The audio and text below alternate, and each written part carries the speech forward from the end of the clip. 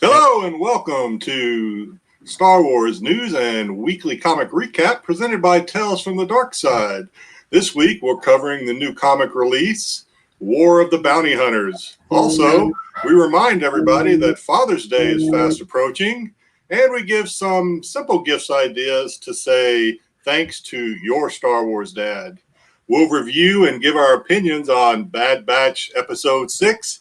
And in a Bad Batch, It's a Trap, we theorize about who sent who where, for who, or what, and when.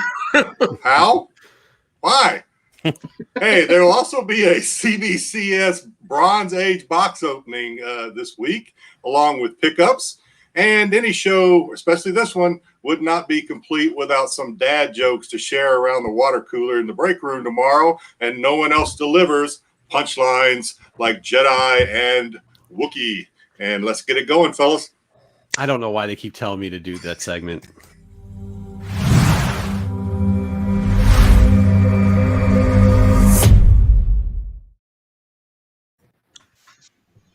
As usual, good intro. We got a lot of stuff going on. I know this is supposed to be the Star Wars hour recap that now is the 2-hour recap. Mike's with us. We're going to try to keep it to an hour. Jedi, do we have introductions, sir? Yes, sir, we do. Jedi, let's give them the people what they want. All right, so many this week. I'm reading them as usual. Shortly after adopting an adolescent pet Rancor, it chewed off his bumper, turned his lawn yellow, and all the neighborhood cats disappeared. It's Macho Man Marco. Speaking of Rancors, who would win in a fight, a Rancor or Acklay? There's no need to answer that. That was just an argument overheard between this guy and his beard. It got pretty heated. Welcome the mighty Solo Wookiee. And he starts every morning with a cup of calf and blue milk on his Cocoa Puffs. And then he dishes out nuggets of collecting gold almost every day. Pete Renovision is here. Recently, this guy and his wife placed second in a cosplay contest as Darth Vader and Ahsoka. Judges later stated they could have won. The costumes were perfect, but his wife was just too short to be a believable Darth Vader. It's Mike Morello. Known to chill out in Vader's meditation chamber, when the Supreme Commander is away, he once burned popcorn in the Dark Lord's microwave and ordered pay-per-view on his DirecTV. He blamed it all on his buddy Gary, and he got promoted. He's Leaky Trooper.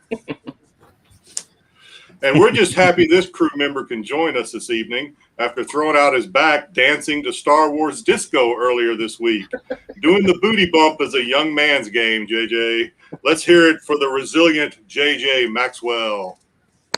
That's awesome. That's amazing. And he lost most of his lightsabers. And this guy's lost more lightsabers than Obi-Wan, Anakin, and Luke combined. Not dueling in a battle. He just can't remember where he put them. He blames his wife most of the time. It's me, JJ Jedi Johnson. 22. You're still thinking about JJ dancing, dude. We all can't get it out of my head. Between that, I was like, "Oh man, he's doing the Ahsoka with Mike thing. Good stuff. Good job." Hey, Ruben, great. I enjoyed. Welcome everybody from the Tales from Foos channel and from Renovision. Also, just want to throw it out there real quickly. Astro Wizard, I like what you're doing. Thank you very much for helping promote our show. Big shout out to you, brother. We appreciate it. If that intros weren't crazy enough, we're going to have a little bit of a crazy show. Now, listen, don't knock us too bad. We're going to get into it really quickly because we do have a lot of stuff. Well, as Jedi said, he's got some unboxing he has to do. And if you remember anybody before who's ever unboxed anything on this channel, we don't unbox ahead of time. So we just hope this doesn't go that route because this is going to take forever. All right, let's get right into it. What do we have this week? We have, I think we're starting off with the comic book review, correct? Yes? Yes. All right, let's share it. Let's talk about it. I hope I actually am not going to, I want to know everybody's opinion, what they thought of this book this week. Because, I've been talking about this book for a month and telling everybody how good I thought it was. How am I? Okay, I'm not good at doing this stuff. Did I just stop sharing my screen? Okay, awesome. Doing stuff. So, I don't know how. Right, I don't know how you guys felt about this book. I know that I got a couple texts throughout the week as it was going on. A lot of people were telling me that they're like I was right, which I always like to hear. They're telling me how they really did enjoy the book and it was a great storyline. Is anybody disagreeing with that? Did anybody have a problem with the storyline? Was everybody kind of all in on the storyline? I liked it. I was a little tepid at first because of the prelude issues. I wasn't really thrilled with, but I'm getting into it now. I like this issue. I will say I hope I didn't spoil it too bad. We were trying not to give away some of the stuff that happened in it, but let's run through it real quickly. Obviously, a bunch of covers and cool covers. I know, Mike. I know. You don't like the one in the middle. I get it. But I think all these covers were good covers. I got a couple covers of them all. I love the yellow and the glow stuff that they're doing, right? You saw Mayu do it in that High Republic book. And then you kind of see this here for the variant for the Bounty Hunters War with Boba Fett's action hand. Thought both were really cool. The Last Dragon look? Bruce Leroy there? Yeah, right. For some reason, the Christus on the Christopher, that probably is the cleanest book I've seen. I don't know if you guys picked that one up, but it was actually really clean. Some of the other action fixtures, sometimes, I don't know maybe it's because of how the print goes on the paper, but it did not look so great. So that's all I got to say about the covers. Love them all. As you know, we've kind of been alluding to this woman that's in the hood before. Obviously, the plane looks familiar, even though they did change around the name of it. She ends up getting Han Solo. She was the one who paid for the people to steal Han Solo from Boba Fett. Well, actually, from the guy who was fixing the carbonite freezing of Boba Fett. She's wearing crimson boots and crimson gloves, and her spacecraft is got crimson to it. They go Who inside. could that be? Yeah, I know, right? Like, come on. Yeah. So they go inside to the bar. Boba talks about how somebody stole his property and he's going to get it back. Very interesting. I decided to bring up these two panels here real quickly because if you look, it looks like Embo's in the bar. And I just like that character, and I hope they do more with him. I hope that's one of the characters that I hope when Bounty Hunter Wars come back, they actually do something about it and bring his dog wolf thing back too, because I always did like that.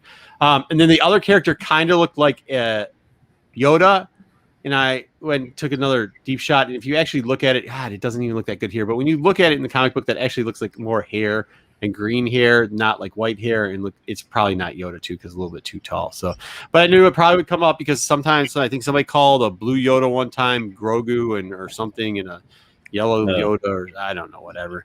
Anyways, just to clarify that before it starts getting a little sticky, because people do read a little bit too much into these books. But I found this conversation pretty good. The writing was done well. The coloring was awesome too. There's kind of like this shine glow to a lot of it. They get two young bounty hunters in here. I mean, the backgrounds are dope too. There's a couple other characters I thought might be in here, but I didn't want to just start speculating on every character they might have in the background. But these two young bounty hunters see Boba Fett, and he gets the feeling that they're looking for him. He sees him in the background of whatever that is. If that's a glass or a napkin holder or whatever, ends up shooting, killing them, because that's what Boba does. Then he goes outside. They try his ship, Slave One, almost gets blown up, just gets a little damage to it. I know people were upset, and I tried not to spoil that either because they saw the preview where it looked like his ship got blown up. It doesn't actually get blown up, but we got Forlom. Yes, that's Forlom for those old Kenner fans, not Zuckuss, right? I got it right? Yes. Because they messed it up on the cards. It's the other way around. No, that's Zuckuss. So it is Zuckuss. Yeah. There we go. I countered it up. That's Forlom. Yeah, I did counter it up. There you go. So Zuckuss and Forlom. I tried to tell a joke, and that's what happens. You mess it up in your own head. Now, remember, one of these is actually a bounty hunter, like alien species, and the other is a robot. Forlom's the robot. That's why it's Forlom, because it's a robot. He's essentially a droid. Yeah. Droid. And that's the one that's in the black or whatever. So anyways, they set up a trap. Now, do know, like, throughout history of Star Wars, I think we talked about this before, and JJ started laughing because he likes this. JJ, what's the history of Forlom and Zuckuss as bounty hunters? How good were they? Awful. Terrible. Yeah, Mike, were they not like known as the worst? Like, Yeah, they're the bumbling idiots of the bounty hunter. of the bounty hunter world. The Rosencrantz and Guildenstern of bounty Exactly. That's perfect. That's exactly what they're like. And they sell each other out back and forth all the time, Yep. and then double cross each other and make deals with each other and boba, and then it just They're the Bartles and James of Hasbro. So that's why we were kind of alluding to that other cover, because they're actually going to do a one shot of these two. Hopefully, but they, even if they do get injured or destroyed, they have a way of bringing themselves back. We do see Zuckuss getting kicked and thrown down the levels. I have a feeling that he didn't go splat. As far as Forlom, well, he loses his head. I'm not in the right screen. He loses his head. And then Boba, this is kind of cool. He put it in there. He pulled like the whole, what was the one bot that they used for the Millennium Falcon? Sorry. I don't know if anybody caught MCM last night, but it was a very long night. Yeah. So kind of same thing. Used that his head to go see who was putting bounties on them, everything else. Led him to Jabba's palace on Tatooine. And then whoop, if you look at the panel right here, he throws the head over the edge. So I have a feeling that that Zuckuss is somehow going to come back, find Forlom, and once again for the 860. I don't know how many times in canon he's rebuilt him, but he's going to rebuild them. Another point that we kind of been talking about a lot lately and came to fruition here. If you see down in the corner, there's the whole Hutt group talking, the whole Hutt cartel, as they say. A lot of talk about cartels lately. I don't know about all the cartels. I do know that there was a Hutt cartel. That's the only one I truly believe in. Anyways, the Hutt cartel's got my man here, Flexy McFlexbags. If you guys remember him, last week we reviewed him, told you that he might be a interesting reoccurring character named Boku, right? Buku. And everybody talked about that he doesn't miss ab days. Well, it's been 400 years, and he's still rocking out the abs, and it definitely looks like he went on the Hulk Hogan 46-inch Python workout plan. They give us a couple more. They bring back this character called Marlowe. He's interesting. But Marlowe does say one thing. While Flexy McFleckbags is yelling at him for falling asleep, Marlowe wakes up and he's dreaming about the High Republic. He brings up the Chancellor and he brings up her two cat dogs. Some people took this as a reference that was who was in the hood when people were releasing this. And by the way, you should never leak stuff from Diamond because Diamond account numbers are on there and they will ban your account just for future reference people. However, people thought that would be they're bringing the Chancellor in, the High Republic's going to get in here. No, I believe if you read the actual book, this is interpreted as he woke up from a nap and he's just dreaming of the High Republic, correct? Yep. So they could put Tanson. Good. Jabba's there. Now, while we're talking about this character, and once again, if you've seen some of our other shows, we do think that he might, I do at least, I think he might show up in the Book of Fett because Boba Fett has to go and find somebody. He's mad at somebody. We think Crimson Dawn might have a flavor. This is another guy who might have a little bit of a pass for that too. So that's kind of cool because I always love Hutts. Then we get the big reveal that none of us, but we all saw coming, right? Even the chat, I think, sees this coming. Turns out the hooded lady is part of the Crimson Dawn. Sorry, there's no high res scans of the back half of the book, so we had to take this with my flip phone and then transport it through AOL Time Warner, and this is what we got. So it doesn't just turn out that they have a conversation why you care so much, and she says because blah blah blah blah. Pretty much infers that she knows him, and we get to see who else but Kira, whatever. I'll still say her name wrong 100 times over. I believe it's Kira, but whatever it is. And there you go. That's how it ends. This was a long book, dude. Yeah, Ruben liked the reference to hey Ruben, what's going on? He liked the reference to HR. It was pretty cool, man. Go ahead. I have two questions. Yep. Once you wrap it up, Wrapped. So one is the old Forlom head get ripped off, and Zuck is putting them together for the 800th time. This is my first crossover event, so keeping track of all these books has been a little tough for me. But do you guys see an ultimate destiny of one or more of the bounty hunters in this book? Like this is it. This is the end of their story. Or do they never do that? Like, what's like going to be the culmination of this big crossover event? I'm like, they made a big deal out of it. It's got to end with something. And I'm kind of hoping, not being a comic book guy, like it'll lead into one of either the cartoons or the live action shows, but I don't think that's going to happen. So what's the end game here? So back in the late 70s and early 80s, there's this movie that came out called Return of the Jedi, and there's this character called Han Solo who's frozen in carbonite, and eventually Boba Fett so it brings him into Jabba, and then Jabba hangs him in the palace, and this chick with like two things on the side named Princess Leia ends up unfreezing him, however, still gets captured, and somehow a young guy who's been whining for 2 previous movies turns into a BA and comes in and kills a Rancor, which he could have put to sleep, and saves both a Wookiee and Han Solo and Princess Leia and 2 droids. Yeah. But all And Lando. All of that, you know, I know like Han is leaking right now. He's like melting, so they got to fix him. But they did that already. He's they stabilized. did that. But I mean, yeah, I get all that Return of the Jedi crap. But what about this limited series? You think like, they're gonna? You think the does point? this? Are you asking? Is this gonna? Are they gonna actually kill off a bounty hunter for real? Yeah. Is there a No. point to this? Right? No. Like, No, in they won't do Empire, that. you just saw them real quick, right? 5 bounty hunters, and yeah, I'm trying to figure out like from a comic book perspective, putting the movies aside, like where is there going to be like some big payoff? Yeah. To this? So what I think, this is kind of what we've been leading up to the last month, where yes, Astro, where we were saying these are crimson covers. If you go back and read them, these are crimson cover. We were leading to that they're going to bring. We think that the Crimson Dawn and that the Hutt. I believe everybody's in agreement with this, right, Mike? And that the Hutt cartel are going to have some portion of a play in the Book of Fett, and they want to reintroduce these characters or reintroduce them, keep them on top of fresh of everybody's mind. Let's So put it you'll this see- way: if they don't do that, the show will suck. Yeah, I mean they got to do that. Yeah, because even like in the description they said that he's going back to deal with some stuff, and this is a story. When you look at Fett's stories, besides maybe a couple people that had wronged him when he was young, including one guy that got thrown out a window who may or may not be dead. This is definitely an error where they stole his bounty, right? Like, and then they tried to kill him. And actually, the story isn't just that they stole his bounty. He is a bounty right now too. So when you see that and you see everything going on, yeah, there's a very, very likely.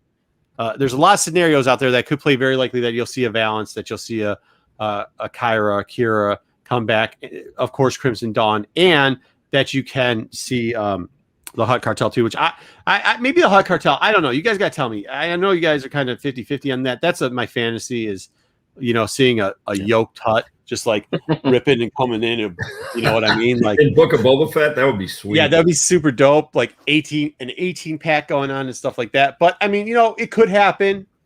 Probably Get Dave Bautista to play him. That'd be awesome. But yeah, I mean, especially if you're gonna go 1-2 seasons with it, I think it's pretty popular, and those characters are pretty popular. And that way, you could reintroduce. When we were talking about a lot of the reviews of the live show, it's to introduce or reintroduce characters over and over to the live show. So that's a possibility for it. I think that's the route a lot of us see this going. Yes. Yeah, I had the second. Sorry, the second question was, and maybe it's not a question. I just love how Han Solo is kind of a primary or secondary character in this, but he's frozen, so he's just kind of there. But I love that he's a character in this book, but he's more of like he's Bernie. That's awesome. Weekend at Bernie's. Oh my god, Bernie's. He is Nice. Bernie. He's He is Bernie. Bernie. Yeah, it's a mashup of John Wick and Weekend at Bernie's.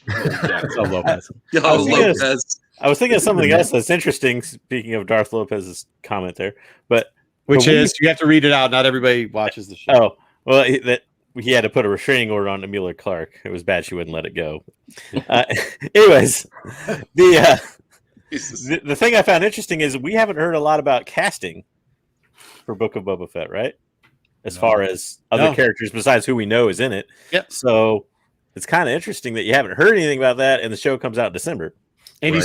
you see, and Bib's the only guy who got shot in the head. And by the way, like the Bib relationship, it is a Java thing, but it's also a Hutt cartel thing. There's no way the Hutt cartel let Bib Fortuna take over Tatooine, Right. the ex-home of where they had the leader of the cartel. There's just no way that's a possibility at all.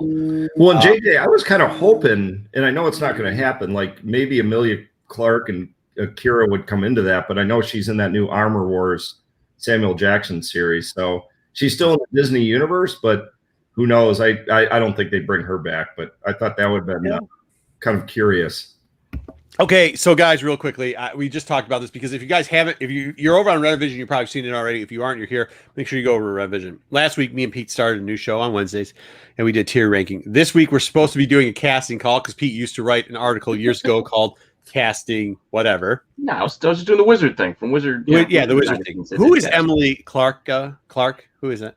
Who is she? Amelia Clark. That's Amelia Clark. Daenerys. She's the one who plays dragons. Kira. Plays who? She is the one who She's the one plays who plays Kira. Okay, Yeah, cool. That's Solo. what I thought. I just Daenerys because Stormborn. he said Kira and then he said Anne Amelia, so I didn't know if it was two different people or if it was, I just don't know actresses and actors' names. Yeah, what if the Marvel thing's all a ruse and there's really Mace Windu and her coming back and they're filming a Star Wars show? That would be so Imagine, awesome. could you imagine the blue? Oh my god, that would be so cool. That would be fun. Samuel L. Jackson was a big Game of Thrones fan. Just He saying. was. And she's in Disney Plus, so I kind of think like the old movie studio. She's under contract. Maybe she'll do a guest appearance. Who Which knows? one was she in Game of Thrones? She was Daenerys. the blonde. Daenerys. She Daenerys. ends up being- Oh, she was Daenerys. Yeah. Yeah. Oh no crap! All right, cool. Man. The blonde hair Sarah fools you Connor a in little bit. Yeah. A moment of silence while everybody remembers the birth of the dragon scene. Yeah. All right. Anyways, let's move back on. We're not gonna play weird stuff that Marco I was doesn't just- know today. I was let's actually look just up- I was pondering whether or not Buku actually went to the vet or the doctor.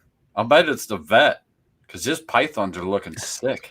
Bro, jokes are only we designated Save that for jokes later. to a certain segment. Solo to a certain segment. We have given you your own segment just for jokes. Hey, that was a good skip, man. That was This too ain't good to it. skip. This ain't it. This is not that segment. All right. Next week we got Bounty Hunter, the Bounty Hunter title. One of my, it's the second favorite title going on. Well, it might be the third because the main title for this right now is just Straight Fire. Then Vader's been really, really good lately. Bounty Hunter is a solid one, but we get Quill on the B cover, the Pride covers. We're going to do a character. JJ, what are we naming this new segment? I just called it character profile because Cool. We're doing a character profile later on her, just to keep everybody in the loop on here. She's a fan favorite of everybody. By the way, safe travels, Jen. Jen is like now at this point, she's now the Brad. Who was the guy that Jimmy Kimmel always said was going to show up, and the show never showed up? Matt Damon. Yeah, she's the Matt Damon of the show. She is absolutely the Matt Damon of the show. All right, but either way, she's a fan of that. I know that's one of the first things we always talked about, and JJ's the same way. We really like the books that this character was in. Not a huge fan, but we'll look at some of her other pictures to see what she actually looked like before. We'll cover that in the character update. And that's all we've got for this week in Star Wars comic book news. I hope you all enjoyed it. I hope chat and people underneath, besides thumbs up, give us comments. Tell us how you guys are liking this series. I know it's a crossover, and I know everybody hates crossovers. I know it. I do too. But as far as crossovers go, as far as the main title goes, I think this is a pretty solid book we're looking at. This is my first crossover. It's a little confusing for me, but I'm getting the hang of it. Yeah, don't get too comfortable because they're really bad, and Marvel loves to do them all the time. Even though they said they were only going to do. Remember that year? What was it? 2018 when Marvel said, "Guys, you know what? Was it 18 or 19? No, 18." They said we're only going to do one crossover a year. Remember when they said that? Yeah. Yep. Right. That lasted about 2 months. Yeah, and DC said they weren't going to do any, and they did 3 last year. So, I like how too in the past. oh, whenever 4. they- I forgot about Death Metal. Whenever 4. they've done one in the past for Star Wars, it's been like one issue, like Vader Down. Yeah, like one issue in each series and the one shot, and that was done. And now it's like, oh, Star Wars is popular. Let's make it like 35 issues. Well, no, okay, so this is what I'll give you. They did it. They started off doing it right, where it was only 2 issues per book, or per title, which is fine. Shouldn't be much longer. But now with the Zuckus one shot, and I'm like, oh crud. That's where the crossover came from. Yeah. And an alpha and an omega issue and And just to maybe everybody knows this, but it's 5 issues in the main miniseries, right? The War of the Bounty Hunters, and then all of the other issues will basically be 5 months of crossover stuff. 5 or 6. I thought it was 5 or 6. I think it's 5. Long. Maybe it's They're 5. really dragging it off. Yeah, because man, that's gonna last 5 months. That's like what, a half a year in like comic book world. What is that like? Same, right? 5-6 months. Mm-hmm. Yep. 5 issues, 1 per month. Ish. Something like that. Yeah, or if you're DC and you're doing metal, it takes 3 years. Yeah. Or Doomsday Is metal Clock. done now? Or Doomsday Clock. Oh my Doomsday gosh, Clock. No, Doomsday Clock was 10 years. 10 years for so Doomsday. bad, so bad. It was bad. All right, but that's DC, and that's why whatever. All right, next up we have got pickups. Jedi will go last on pickups. So if you have pickups, I should have gone around the horn before, but once again, yesterday was a very, very long and interesting day. So if you have pickups, we'll start with you, Pete. Pickups. I have no idea. You asked me right as we're going live. By the way, do you got pickups? Good job, Mike. Oh, Pickups? I do actually, but come back to me. I gotta go get them. Okay, Jedi pickups or Leaky pickups. Good. All right, Mino. Solo. Give me 5 books. 5 solo. So from Hartman, I actually got my Walmart, right? And then he tossed this bad boy in. Oh, now, nice. is it me or are we starting to see a lot less of those blank variants?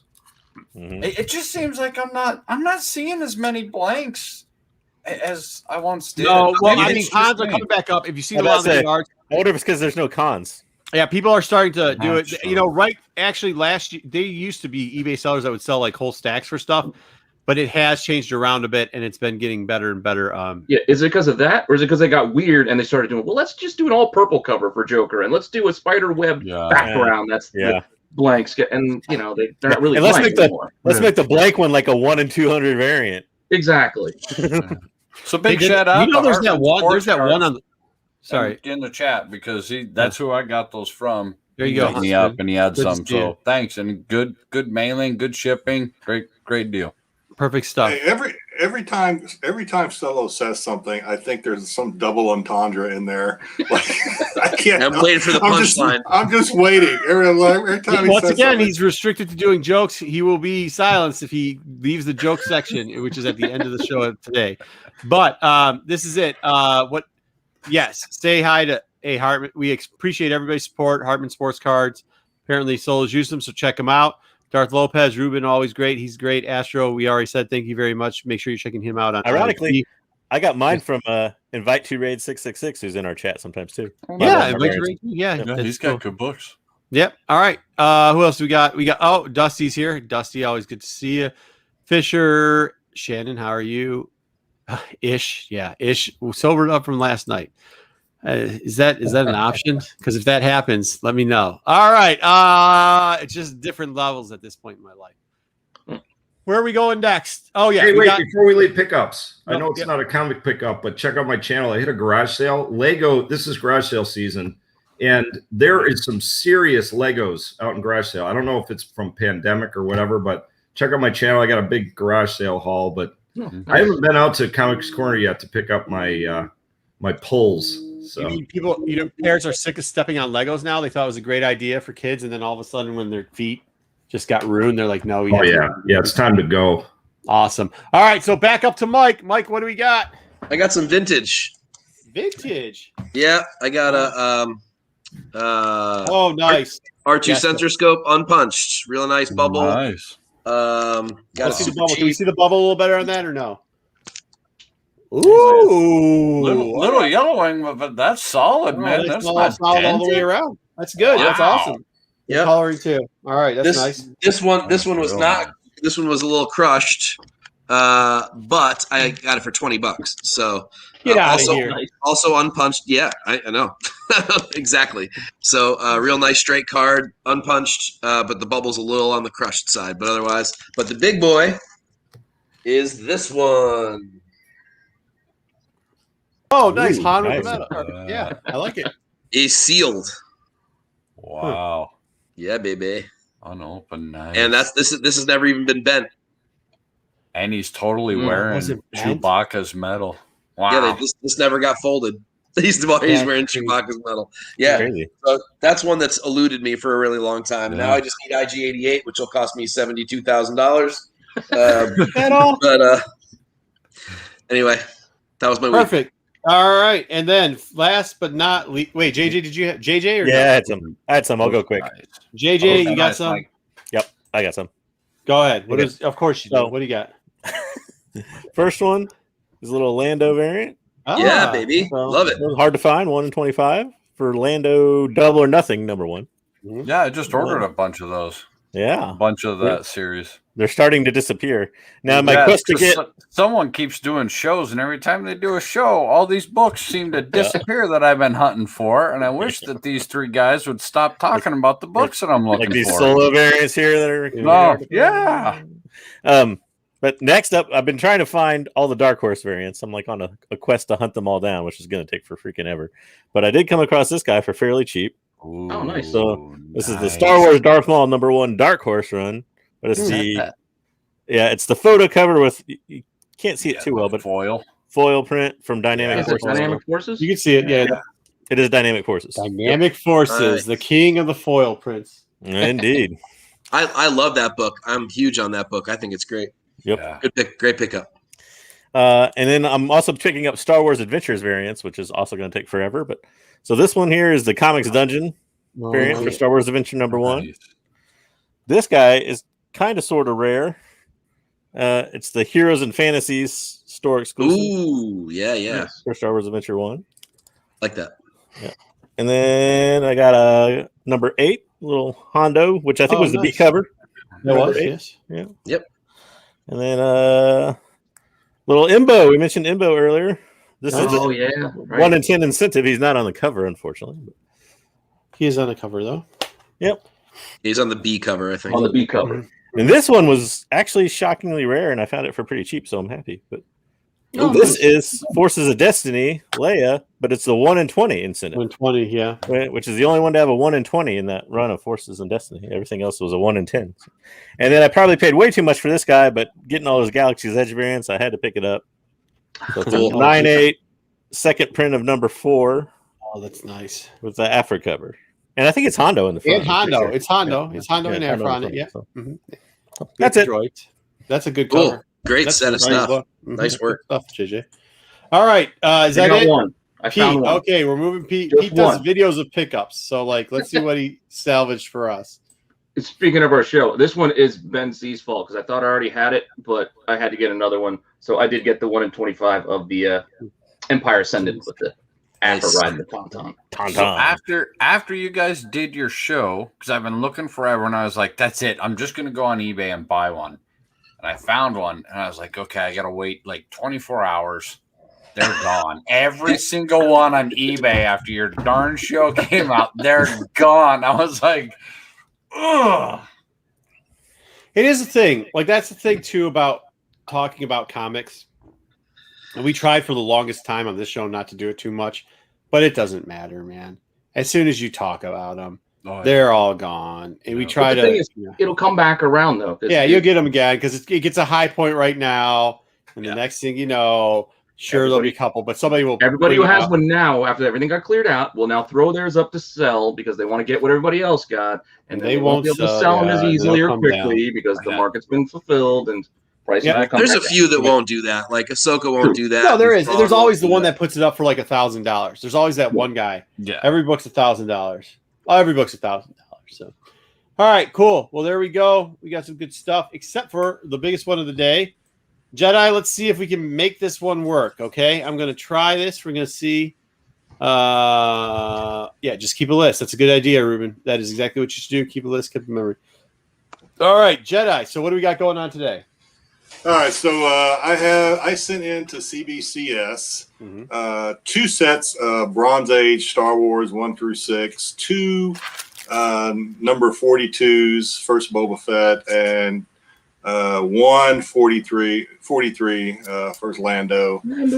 So these are not. I'll do a little disclaimer. If for those of you that are used to watching these unboxings where people just pull out 9.6s and 9.8s one after another, this is not going to happen for these. These are stuff that I've had, I picked up, and probably won't ever sell them. But if I decided that if I were to ever sell them, I wanted them to be graded so that there would be no issues in selling them, but probably not going to happen. So here we go. First of all, we got all this stuff. All right, it's a lot better than Wookiee doing it. You're building an interocitor over there. They so they came bubble wrapped, and there's a small stack. Hey, Jedi, how long did it take? I to unwrap these? No. No. Submitting. After you submit. Oh, so these got accepted, I think, end of February, and I just got them back last week. So what's that, about three months? And that was with the cheapest grading they had, which I think is their modern grading or whatever. So not terrible, but for CBCS, I've gotten them as quick as a month before. So I think it is slowing down, but we'll see. But yeah, about 3 months for these. All right. Okay, so here we go. What book is it? Number. First one. Let me flip it over. Cover the grades. I'm going to pull out the plastic so hopefully you guys can see it. So this is a Star Wars number 4. 4. Okay. All right. Tell me when you're ready. I can see it. Okay. So here we go. Let's see what the grade is. Number 4. Hey, 6.0. Not bad. Yeah. Not bad. Like I said, when I submitted these, I thought these things are going to run. That's a little lower than I thought I'd get, but really? I thought 7 to 8.5 is where these would range. And I guess the medium probably did, but there were some that graded a little lower than that. That was the last general 30-cent price book too, right? I mean, it's part of the Star Hope. Is the part of 4 of 6 of the but it was the last regular 30-cent price book. Okay. Up next, what book do you got? Okay, up next, we have another Star Wars number 4. So this and you thought all these were going to be in that 7 to 8 range, right? 7 to 8.5 is what I thought. I thought maybe some might sneak up into the 9s, maybe. So here we go. Another number 4. Hey, 7. All right. 7. All right. Can live with it. 7, not bad. Are these newsstands? Any of these? I couldn't see on that so last these one. are these are all newsstand or what's considered newsstand. Okay. They're not the direct issue with the diamond, and so. Okay, the next one. Let me pull it out of the sleeve. Next one is number 3. Okay, number 3. Give me a second. Oh, there we go. Number 3. Part 3 of it. And go. Cover.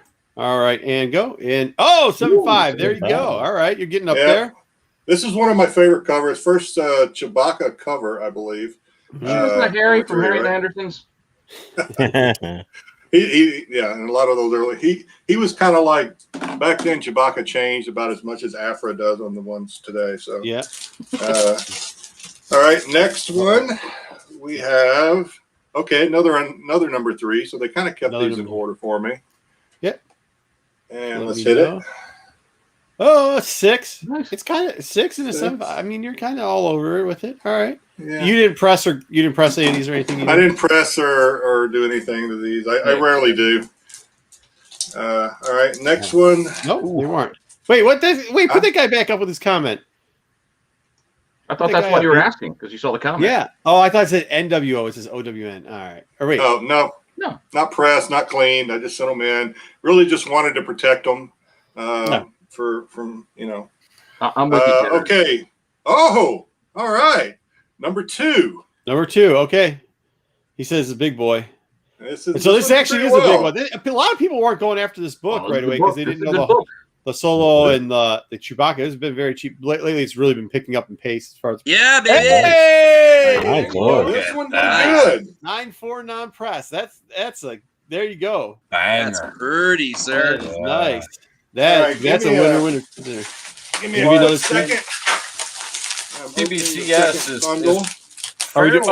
we have a second bundle, so we haven't gone through it yet. CBCS is fairly well known for grading pretty much a little bit harder. Yeah. Yep. Yeah, I've heard people say that they don't like CBCS, and one of the reasons I hear is because they do grade harder, and people want those 9.8s, especially if you're going to resell. But I don't know. To me, I started using CBCS from the very beginning because, at least to me, they were simpler. At least back then. Well, yeah, they still are simpler to kind of submit. But I love CBCS, and especially if I'm going PC. Okay, we got a number 5. This one did 1, okay. 2, 3. Let's see if I can do math. All right, 5. Part 5. Not even math, just count. And hit it. Big 5. Okay, All right. Not bad. Black, a lot of black in the cover. That's good stuff, man. Yeah, that's great. Nice. All right. You're man in the comments, right, Pete? Yeah. Also, it was an NWO shirt Oh, nice. Ooh, Hey, Okay, too sweet, this- brother. There you go. this may be the lowest. I hope this is the lowest grade I get. Okay, what number book? 6. Number 6. That doesn't sound good. Actually, I clipped this to show the actual line in the black here. This is a tough book to get in high grade, believe it or not. There's not a ton of them out there. A lot of dark, a lot of cover. It's the last part of the movie adaptation, and not a lot of people gave two cruds about it. So let's see what you got. All reds That's and blacks. Ooh. It's still not Yeah. terrible though. That's not Yeah. bad. I would take that all day long, Me too. young man. That is nice. I Does live it have in any the 2.5 notes? to Do we have any 4 range, notes? so 5 is great. Well, CBCS. That's another thing. CBCS gives you the notes for free. Sometimes they're kind of vague. They don't get specific. But I didn't jot them down. Yeah, fair enough. All right. All right. The next one is There we go. all right. Number 43. First Lando. Lando. Lando. Hey. Nice cape, brother. What do we got here? Ready? And Okay. Okay. wow. Yeah, Nice. baby. Nice. There And we direct. go. Direct version. Wow. Yeah. Yeah. Beauty. There you go. And next, we have another number 5. The second of the fives. Hold on. 1, 2, 3, 4, and 5. Yes. 5. I should just do it by 7. Oh, That's 6. That's 6. There you Yeah. go. And go. 7-0. Okay. All right. It's in the range. Yeah. It's in the range. Yeah. And next. Oh, I should save this one for last. I'm going to go ahead and do it just because these are. Take Oh, it that's last. a good sign. What You number? want to save this one? What book? Okay, we'll say it's number Save it. 42. Yeah, Number save 42 Save to it. the last. Save 42 to the last. Yeah. 42 is the I'll ones set to it- wait till the I'll end. set it down. Build the suspense. Okay, another number 2. 2. Okay, good book. Yeah, a little low, but all right. We All got right, the 2, 9-4. 6, 5. Nope, still good. Yeah. Hey, man. Yeah, I mean, for those 2s, people just would roll those over for the longest time. Nobody would pick them up. So, like, that's good, man. All right, we should be getting down some number 1s pretty soon. There's no number Yeah, 1. there we go. Number 1. All right, I can live with this, I guess. All right. Yeah, Brutal cover. Brutal. let's hit it. Okay. Nice. What do you mean you can live with that? Yeah, you can live with Yeah. that. Yeah, I'll take that. Hey, No, that actually, sucks. too, Just send that to me. Yeah, that's send fine. over here, man. What are you I'll talking take about? that You one can for live you. with that. that one's really wrapped. That's That's wrapped really well too. Like it's not off thinner. That's good. All right, another number 1. A little lower on this one, but still good, I think. 7. Yeah, still good. Are you kidding me? Come on. Jeez. It's all black. The whole thing's Yeah, black. Yeah, that's a tough cover. Okay. What we got? Okay, the last number 6. Number 6. 1, 2, 3, 4, Yeah. 5, and 6. Yes, Last in the original series. That looks 9-2. Okay. Nice. Oh my god. That is really Yeah. nice. That's a nice bump from the, what was the other one, a 5? The other one was like Yeah. a 6 or something. I don't know. 5 or 6. Yeah. Wow. Nice. There you go. hit on that one. That's- Okay, the only. Oh God, You yeah. should have 2 242s. This is and this a 43. one. Do you have one more 43? No, we already did 43. You only had had one one Chat's 43. liking them. Only had Chat's one liking your 43. books. That's all I There can you tell go. you. All right. All right, so 42. 42. This is not the one I almost showed earlier. This is the other. It's just the second 42. We'll say first Boba Fett, depending on who you ask. No, that's it. Okay. 6.0. 6-0, nice. So Not bad, 8th man. Boba Fett.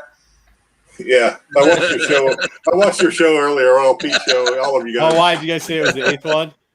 Yeah, I Mike said think- it's like the. Are you saying the I think Feck it's- one is the cover one that's not one is one and the I think it's 8. There's Treasury. There's Super Special. There's the novel. Oh yeah. Just Yeah. throwing the main Comics. Okay, yeah. Staley's All the weird Sunday. stuff. Yeah. The You guys are throwing it annual. all. Yeah. All right, So a then the- normal comic so- run first Boba Fett. Okay. Yeah. I'm just Here's being messy, man. I'm just being messy. Here's the other Boba Fett, the one that I'm really happy with. Go ahead and show that bad boy. Oh, Nice. Nice. Yeah. Between Wow. you get, I know there's a couple there. You were like, I'll take those L's, these W's between 1 and 42. Man, you guys you're cleaning up here, buddy. Yeah. You win, brother. You win. That's a great one. Oh, I appreciate it. He's going back to Now the they're 6. That's a lot of good stuff. That is a lot of good stuff. For a total of $1 million. Nice books, Jedi. Thanks. Yeah, Hey, yeah, Jedi, I Jealous. got a really dumb question. What the heck is pressing? I keep hearing you say they weren't pressed. Is that something you do or they do it? It's Both. I'll let somebody else explain that because I've watched it. I've heard people talk. I've never done it. I've never cleaned. I've never pressed. One of these days I with an might. iron? So there are people that use pressing machines to do pressing like a t-shirt press. It's a t-shirt press. A lot of times it's a t-shirt press. You can do them cold. You can do them hot. You can do them with moisture or not. You got to watch it when you do it. It's a little bit of technique. Takes a little bit of learning experience. They will send it out to their parent company. CGC will send it out to their parent company to do it too for you if you want to. And then cleaning is what it sounds like. Cleaning, there's a couple of ways to clean. I won't give away secrets, but there are ways to clean, especially the white areas of a book. Sometimes take away ink, depending on what it is. Like some inks, like especially ink pens and stuff like that, you can take away. So you can brighten them up and clean them up a little bit, get dirt off. Sometimes you can get ink and pencil and stuff like that off too. There are ways to do some of that. Even ways to take tape off, although I don't recommend it. Nope.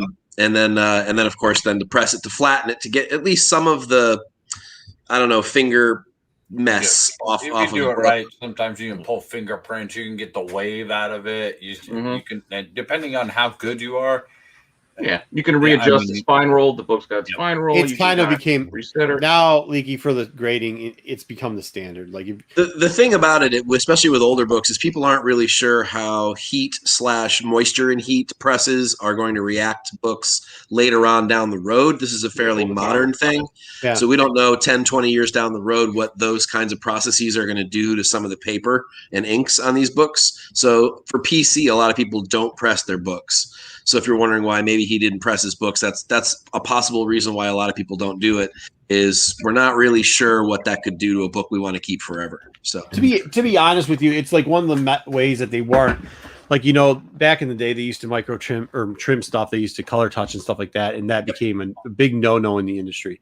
But the one thing they've kind of let you, actually cleaning was too, for a long time. When pressing first came out, it became a debate, like, should we be doing this? Like, is it manipulation of the books or not? But when you're getting, I was just to say, I've thought in the past, and this might be an argument starter, so we won't go into it. But should pressing and cleaning be annotated, kind of like you would restoration? So there was actually, when they first started doing it, that was the big debate, right? Like it had gotten pretty nasty back and forth.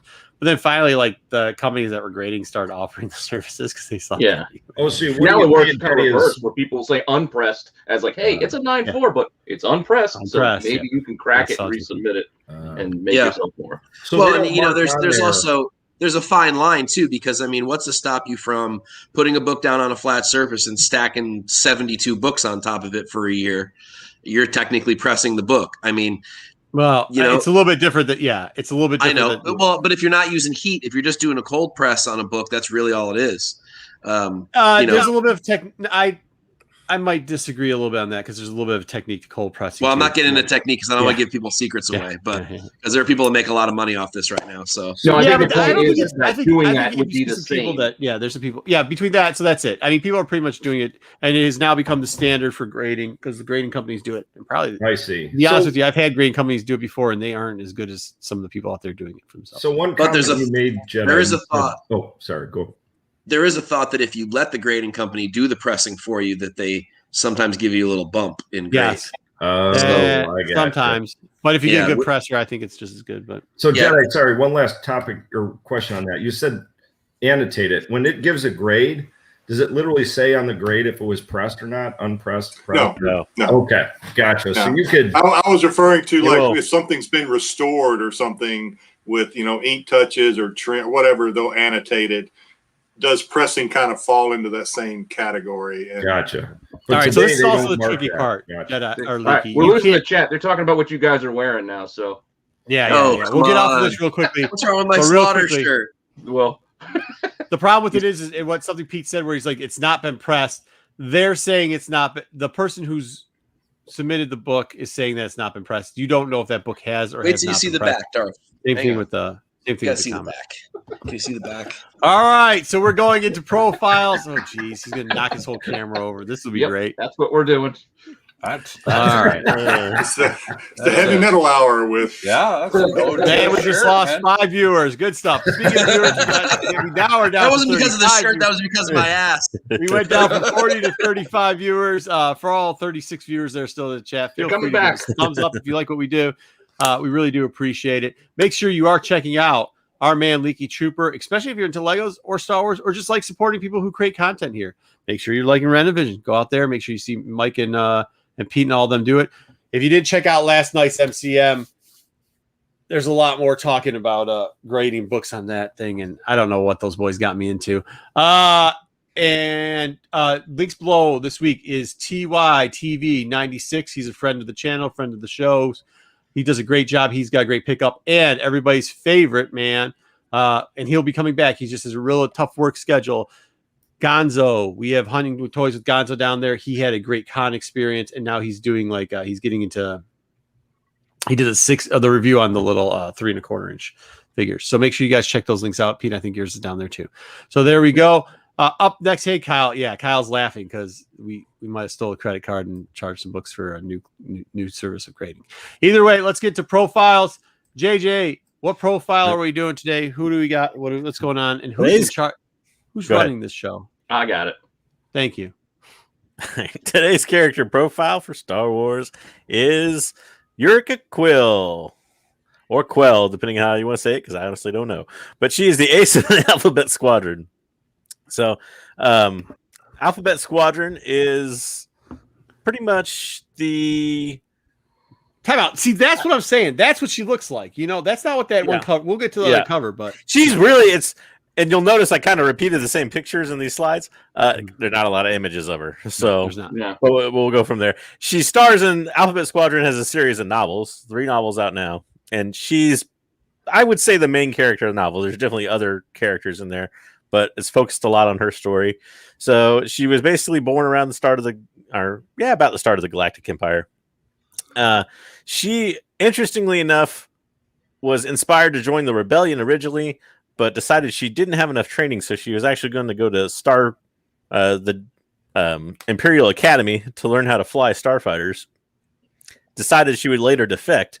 She actually became one of the most loyal Imperial starfighters and actually climbed the ranks all the way to the second in command of one of their most powerful TIE fighter squadrons.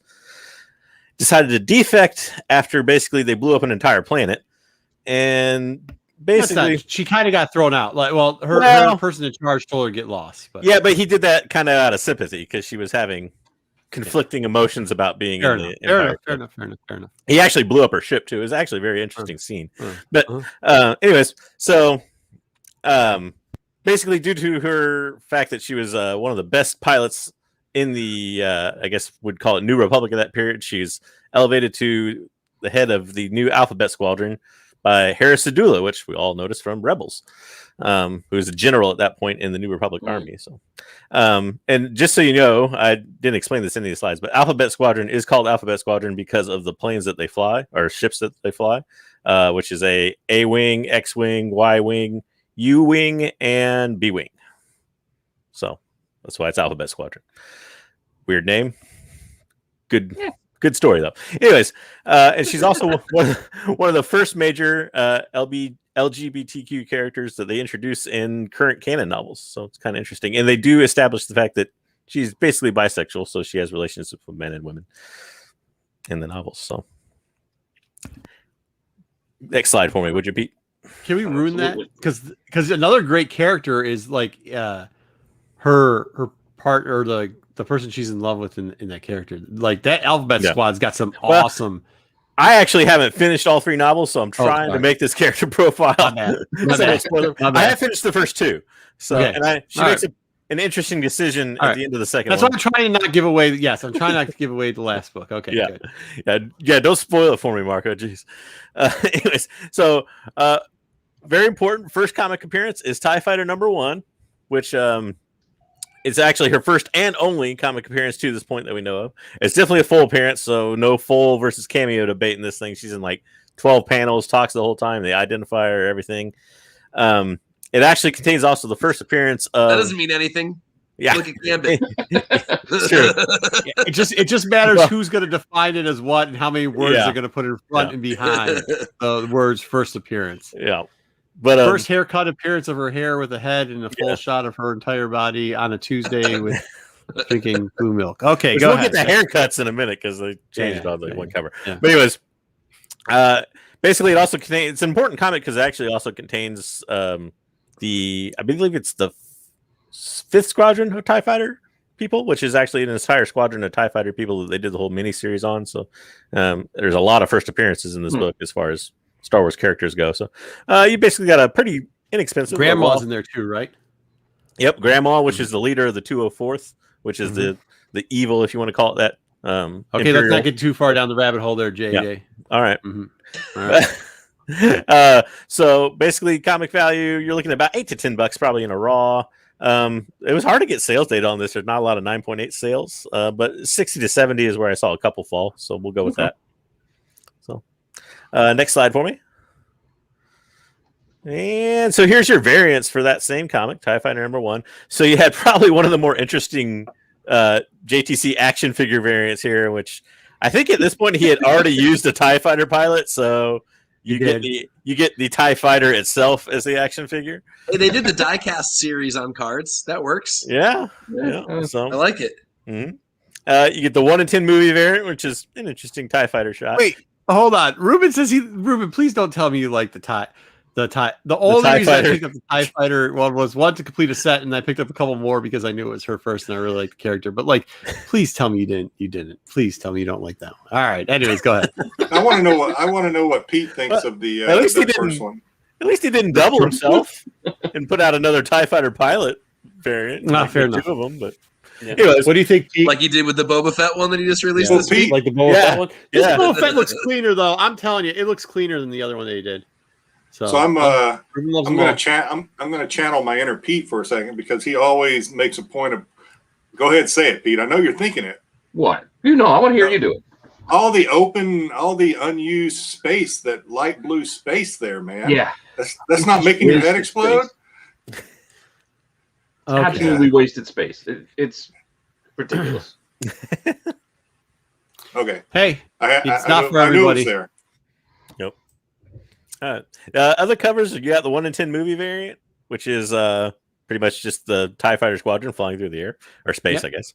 I actually like that cover too. Yeah, That's really it actually looks really good if you see Yeah, one in person. Yeah, Yeah, that picture there probably doesn't do it very good justice. And I like the kind of chrome color print they did for the trade dress. Yeah, It's kinda- and it actually looks like they're moving, kind of. I mean, it's really It a looks good cover. animated though. Is that Yeah, like more like the Rebels, Clone Wars kind of shit? I It don't doesn't know look where they live pulled action the image shit. from. That's the weird thing. It's such a Because common it's not image. part of that story. Yeah, Yeah. It's like So because it was only in a novel at this point, but mhm.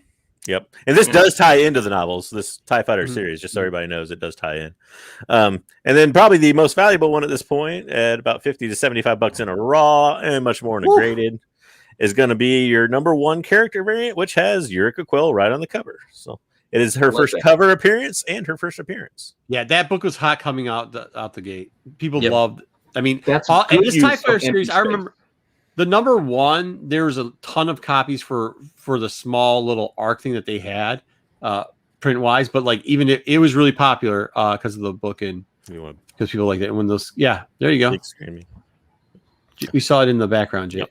No, Great. we're probably going to get into the hairstyle later, but I'm still curious about her hair in this compared to the panel you showed inside the book, because her hair in the book is super short chopped, and then she's got this sweeping mane here.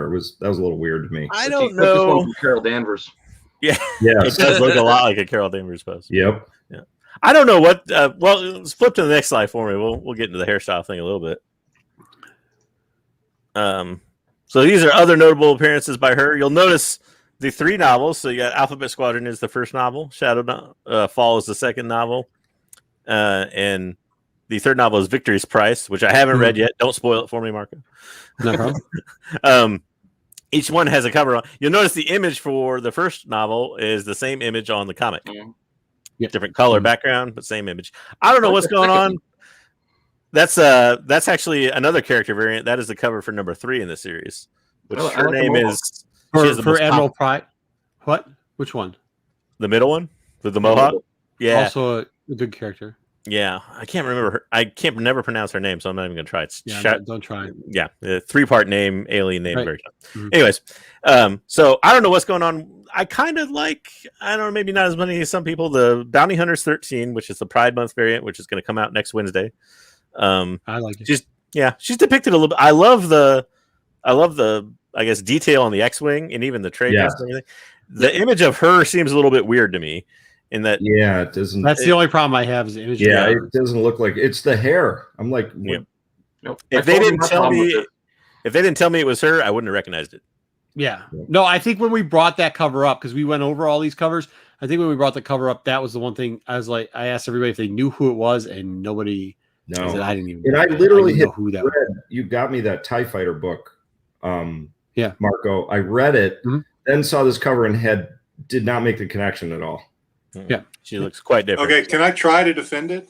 Go for it. Yeah. Which one? Okay, so the cover of the novel, we can't see that other side of her head, so it could be shaved, right?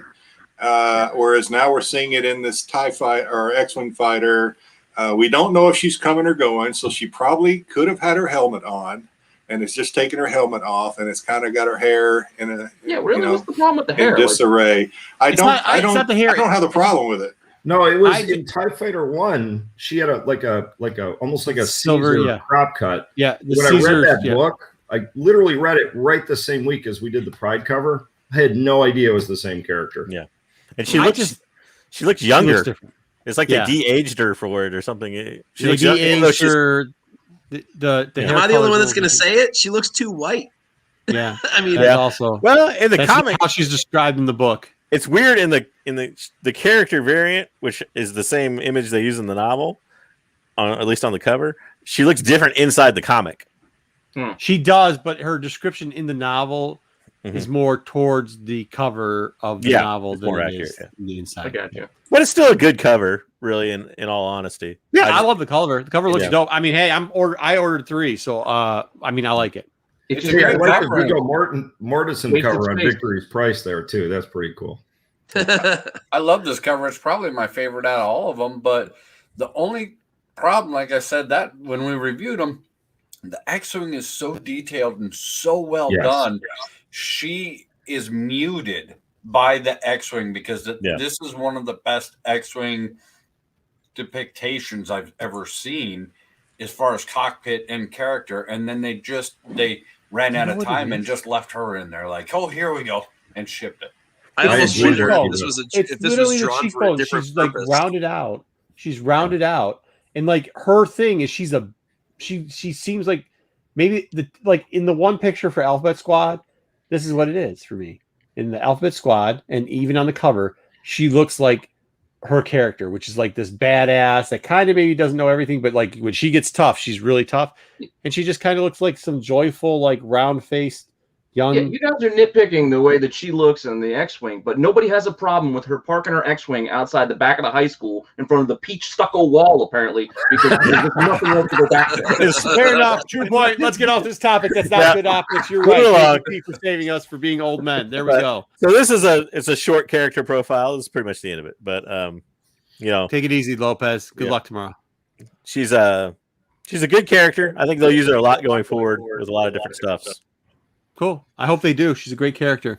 Yeah. Good stuff. Our next segment. I don't even have the segments today, man. What's the next segment? Who are we up to at guest next? Because that was supposed to be after comics. What do we got next? Next segment is. Aren't you guys supposed to be running the show this week? We're doing Bad Batch review. I can't run. That's why nobody's responding, because it's Bad Batch review means I'm dropping the ball. All right, Bad Batch review. Here we go. Let's add it to the stream. Okay. If I hear 2-0 out of anybody on this one, I'm going to shame you. But that's all right. Don't worry. Not from me. All right, here we go. So, of course, challenge accepted. She's back. I only see Carla now. I know. Right. After you Sorry, guys told sorry me, about I that. can't not see her. But I Pete, still love her. does She's a that great mean we're gonna character. get a Danny DeVito voice character? Maybe. She's, good. She's divorced. voiced really well. Oh, I don't worry. I When her the husband dialogue. shows up, it will be Danny DeVito. That'd be awesome. So she's, she's giving the little veil threats. Obviously, they're hanging out at her place. They've decided that that's kind of where their home base type area is now. We've got Omega trying to learn how to use her new bow. I really like that. I like the whole thing. This was kind of interesting because at first I thought this was a bounty hunter from the throwback from the Republic, and I wish we would have gotten it, but it wasn't. It just was two drunks hanging out with a converter voice box. Obviously, she's like, They "Yeah, were you placing got." bets, right? Yeah, that was They were. They were placing bets. That was awesome. Yeah, while she was shooting, like I was like, is she really gonna let these guys shoot up her like gambling machines? But whatever, because she shot her own gambling machine. She does tell them like, hey, there's a job out there, and then make some idle threats like you're pretty much gonna take the job to make us both money, or I'm gonna report you. I mean, that's what everybody took that as, right? Like she's threatening them that she's gonna turn them in. Yeah. So they decide they're gonna work. I don't know if it was so much as a threat. It was just like it's just logistics. Like, where are you going to go? Like, I saw it as a threat. I saw it as a she's threat. threatening them. I A think she's veiled threatening. threat, yeah. Yep. So they got to recruit one of these the tactical droid HUDs. That's kind of cool that they're bringing back in those droids and kind of because this is what they would be doing. They got to go to Corellia, and they show Corellia. It's starting to be polluted. It's starting to do everything else. I do like how there are two parts here that was very interesting, if I may. Omega, who the Taskmaster version of him, and I know maybe a lot of people are like, nope, it's all about Force. But this kind of showed it. They're now putting her involved in parts, and even with the bow, and I'll hit it up later, you'll kind of see that action. Maybe it's just me. Maybe I'm reading into it too much. But she's now part of the whole squad. They're putting her in danger because what else would you be doing? Then they run into some characters that we're familiar with from. I never saw these guys before. From the last season of Clone Wars. Clone Wars. It is interesting. I always double take because those were originally written as two male characters. It is something in the new canon that they don't retcon a lot, but they did retcon that in the Ahsoka novel. Those twos were originally played from that. Are these HK police droids? What police droids are these, JJ? Do you know? I read where they were supposed to be new, but they look like they're rebuilt like commando droids, maybe. Yeah. I Really? can see that. They thought look it a was a lot like crossover. commando droids, but They do look like I that. thought it was a when you said crossover between Commando and HKs, but that's okay. it could be. I don't know. I mean, it's a Maybe I droid just part want to see an factory. HK droid. I don't know. For some reason, I was into a lot of the old Republic that I wanted to see out here. So they end up teaming up. Everybody's teaming up. We bring back the big battle droids. We decide we have to have a plan to reactivate them. They do. They reactivate them. They get a whole big army there. Great fighting. Here we go. He is going to try to crush her head. He bumps his head again, knocks himself out unconscious. Huge And then headache. Has this Yeah. dialogue. Oh, good soldiers, good soldiers. All good soldiers soldiers. follow Yeah, orders. for all those people that Follow follow the orders. IG, you saw me post. All good soldiers follow orders or whatever. Here we go. They actually team up. This is actually pretty brilliant how they had them teamed up. I really like that. They get back to the plane. Now, we're going to talk about a lot of stuff here. This is kind of where the meats and potatoes are. The action up to this part was great. Storyline was great. But I think this is where the big things come in, including this droid real quickly. Yeah. Real quickly. It's the most important part of the episode. Yeah. So we get our headache here. He's still got the headaches. He's still going on. I did the double arrows. We know whose droid that is, right? Yes, we do. Yeah, that's I Ahsoka cosplay Tano. her. Yeah, Hitsu White cosplays with his wife. I did think it was cool that they used the stick thing to give it back. So they did download it, and they're not leaving holes that don't make any sense. There was a back and forth about who's the good guy and who's not the good guy. I will tell you this. I watched this with all 20 of my kids, and one of them pointed out something when this came up and turned to me and said, "Hey, Dad, that's a bad guy, right?" As in what's her name? The one of the sisters. I said, "Well, no, she's just like not a good guy because she always has been a back and forth." Now we see the tunic here, and I know It's a Trap, JJ's got a whole setup for this. But I will tell you this. I wasn't able to pull the full coloring of the droid. I lightened this up on the old television, the old 22-inch. I turned the rabbit ears and got to work really well. I have to tell you, the paint scheme was a lot like an Ahsoka Tano R7 droid. Oh, why did I put him there? Are we gonna get I don't into this know. later? We'll get into that. Oh, Smirk. I should have taken that slide out. Okay, so then we go to blank. That is the Bad Batch review for today. Now, let's hear Solo Wookiee be an old man. Solo Wookiee ruined my day real early so I can get it out of the way. It could be Bail. Yeah. I think we're going to, is that what we're getting into? It's A trap? Yep. That's That what is I our, get. it's a We will trap. definitely- That is our, it's a trap. So we will get into it. Hey, Pete, could you take this over? I can't. My contacts are dried out. Been a long What do you want me to weekend. do? Just get the ranking system. Okay, I'll get the ranks. Thank you. All right, Solo Wookiee. Let's start it off. Let's tell everybody how you just hate Star Wars and like. No, Samurai Jack is better than all Yeah. that stuff. Well, you know, I think it's all payback when I told him that like Samurai Jack's is 4 poses, and then he found out that is it. All they do is like 4 poses in Samurai Jack and all. Well, it's the same thing with He-Man back in the day. There's Like the same 4 action movies. Yeah, but those were animated. Yeah. All right, go ahead. You got the 4 best poses in the universe. You stick with what you know. The Rob Liefeld gun pose is never a best pose ever. Greatest pose ever. This just like a I triangle field didn't goal. mind it. It's not my favorite episode. I wish I that didn't they mind would. it. They gave us more questions, and it's like I'm so tired of them just adding questions, and they just just give me one answer. You don't have to answer it all. Just give me one answer per episode. And they just keep, here's some more questions about what's going to happen. We're back to the headache stuff again. Can you just solve? He's either going to flip out and go back and have a meltdown, or he's not. He said all good soldiers. I He's know. flipping out. Yeah, Yeah, So show that's it. your answer, man. Yeah, He even so hears show Crosshair's voice in his head. it. I agree. He didn't So get show shot. it. Let Well, it I actually happen. think that. Do you think that's So- Crosshair's voice, or do you think that's a programming thing, Mike? I thought it was a programming thing, but Oh, it was sounded the like same Crosshair. voiceover guy. It was the same voice, but Oh, maybe. it sounded really similar. Yeah. Yeah. well, they're all the same voice. I assumed it was. I assumed That's it was true. Crosshair, That's too. true. Good call. Good call. He has that weird draw to it though, in his crosshair. It's like- Yeah, it's true. Yeah. All right, Solo, we're killing. So, like, come on, let him get through it. Solo, give us the rest of it. Yeah, Give us the thing. Sorry, man. So I mean, Sorry. it was a little better than last week because they did tease, with the Ahsoka's droid, and they did, add some more flavor. I thought the scene where they were shooting everything was pretty cool, and I'm still just out. I need a little bit more. I need a little bit more from the Bad Batch. I'm at a 3. The Brady concussion. Love The Brady concussion thing. There you go. All right, 3. All right, he didn't give it a 2, so he's still on the show. Excellent, good job, Solo. I really I- want to give it a 2.5. I absolutely disagree with almost every single thing you said.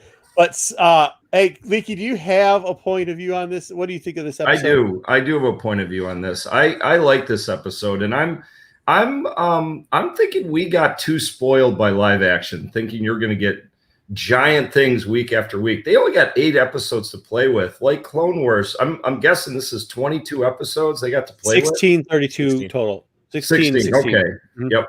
So they're going to be like doling this stuff out slowly. I like the slow burn. I really like that. I don't mind that. I like the evolution of the Omega character. At first, I got to be honest, I'm still a hater of Short Round. I don't like when they have kids, but I'm starting to warm up to Omega a little bit. She's holding her own. She's part of the squad. I love the droid when they brought the droid army back. That was fantastic. So I'm going real high with this one. I'm going 4.5. I liked it. That was going to be one of my questions. I'm glad you brought it up. Is like, I know a lot of people, including in our chat, have criticized the Omega character or having a child there, and you kind of saw her turn a point in this storyline. I thought, and I really wanted to see the feedback from everybody, including the chat, on what they thought of it. I mean, Solo, did you see that development into? No, you just get off the rocks. No, I see it, and I see what they're trying to do, but it's the same thing they did in the last 3 episodes. I mean, okay, the last episode, she bails them out. She's in the action. She leaves the ship and goes and bails them out because they get captured. So, Yeah, but in this episode, she was more integrated into the team. It was more. There was more stuff going around. She wasn't the invincible anymore. It was. Sure. It was 6 boy, nice. Hold on to your potatoes, Dr. Jones. I love that. Yeah, but I'd really like to see her I'd like to see an episode where they put her in there and she's part of the team, and she nails it. She No just time for pulls love. it off and I mean hits the bow and takes out 4 guys. Yeah. Well, she did towards the end. She did use the bow properly. It was hitting stuff, and that's the go ahead. Okay, sorry. All right. So 1-1. Let's go, Pete. Let's get some stuff in here. Well, I liked it. I mean, I have very little. You cheat very big, but I enjoyed this. I think it was, it's building. I don't mind. With I don't the need my Indiana dessert Jones ball right reference. now so I can get home and water my rock like Solo down there. Like he just wants a dessert and get to the end. Like I'm fine with us building to that. Let's tell a little bit more of the story to get there. Yes, they are moving the story forward. I think we are seeing that Wrecker is clearly getting, his chip is activating, so we're going to have to address that sometime soon. Omega is learning and getting better at what she does, and your Taskmaster analogy, I think, is pretty adept, considering she didn't really practice between when they left and went on that mission, and all of a sudden, oh, you gave me a tip. Now I can do it well. I don't know. I enjoyed this. I'm going to give it 4, and let's just keep it moving. All right, good stuff. We will go to the master of unboxing, Jedi. Let's see what you got. So I'll just right off the bat and give it a 4. So I don't mind. At first, I'm gonna be honest. First, I thought we're looking at another filler. I say another filler. I know there's a disagreement on some of the others, but as it went along, I've quickly found out this is not a filler. There's a lot of substance here. I don't mind just going to the important parts. I don't mind that they're kind of giving us another mystery, another question to answer. These questions are starting to stack up. I get that, but we're going to get one hell of a payoff. One of these episodes. It's going to be, and Solo's going to be crying, and it's going to be a YouTube hit, and everyone's going to be, Marco's going to be making fun of Solo for crying, saying it was staged, and all this. But it's going to be great. But yeah, I think we're looking at one hell of a payoff down the road. So I don't mind I don't mind it building up to that. I understand the frustration because, like Leaky said, I think we are kind of spoiled. But I'm in it. I'm in it for the ride. Let's go. Man, I shouldn't have done this. I should have split me, JJ, and Mike up. Okay, Mike, go ahead. Well, you skipped JJ. I thought you were going around the horn, and all of a sudden, I was trying to see if we could get differencing in it. I didn't. That's what we think. Because you're not gonna. I like this one, and honestly, I was at first for like the first 5 minutes. I also thought it was going to be a filler episode, and it very quickly became not a filler episode. I do like whatever the Transdoshan character chick is. I think the old lady. I think she's great. I love her dialogue. I could have done without Omega getting stuck in the conveyor belt. I always hate those tropes, but that drove me a little nuts. Like, come help me, come help me. I can't throw back to Clone Wars, right? I know, and that bothered. That's the only thing that bothered me in the whole episode. Because there's not a big payoff, I can't give it a 5. But I mean, we get Trace and Rafa, we get R7, so Ahsoka's coming. There's at least some kind of something there, or that's enough. Even still, if it's not, that's enough Ahsoka for me. So that's a 4. There was a conveyor belt in Temple of Doom too. Yeah, there was. I'm saying the short route. Her name is Sid. There's no more Indiana Jones references. We've used up the maximum movie references to other movies. And so no time for love for Dr. Jones. Go, JJ, give it to us. Hurry up. Okay, so I liked it. Again, I'm like everybody else. I thought, oh my god, another filler episode is gonna be terrible, but no, really, it moved along well. It was paced well. I'm not a big Martez Sisters fan.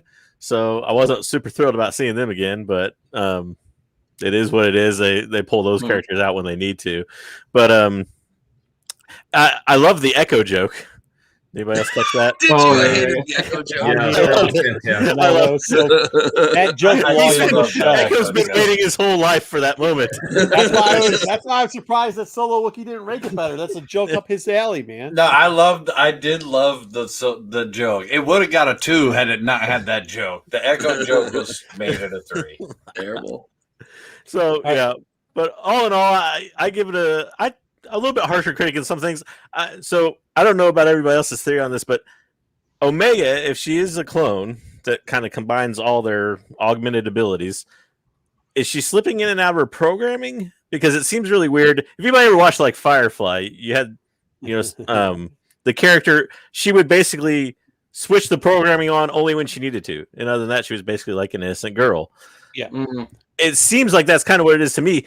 I mean, all of a sudden she can't shoot that bow, but in the very first episode, she outshoots Crosshair with a gun. You didn't think not to rain on everybody's parade, but when they made the reference when she asked what's so special about these droids, and they said, well, these droids every time they go into battle they learn and become better and better, and she nods.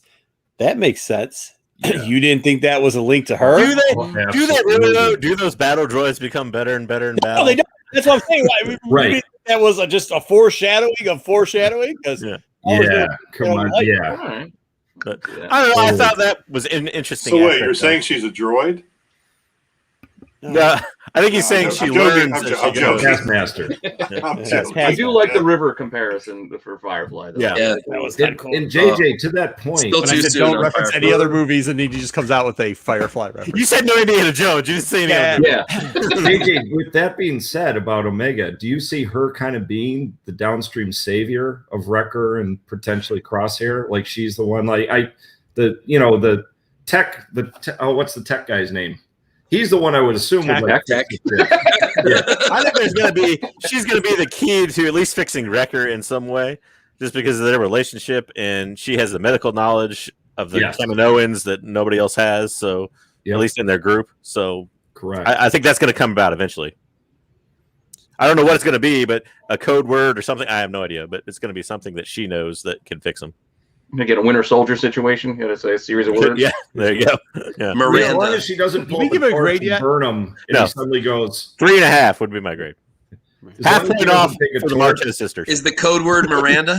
Miranda.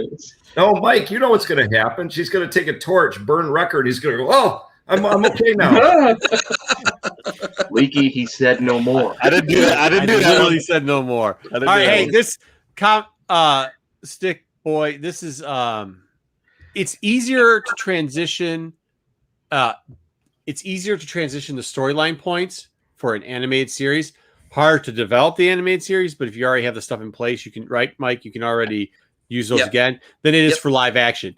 The storyline to switch stuff in when you have that already in place is better than live action because it's not as movable because you have to hire actors and you have to hire all this stuff and everything like that. But if you have it in place, it doesn't take them that long to transition to there. Plus, So like we were saying, we now have 20-ish episodes-ish, depending on what series we're watching, rather than 6 or 8.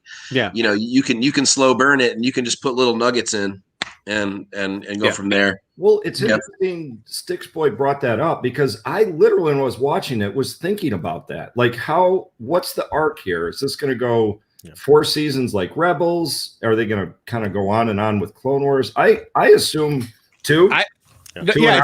So the rumor is, right? This is the rumor we're told was that, and things change, but the rumor was that it was going to be 32 total episodes, and this season was going to be 16 episodes, is what they said.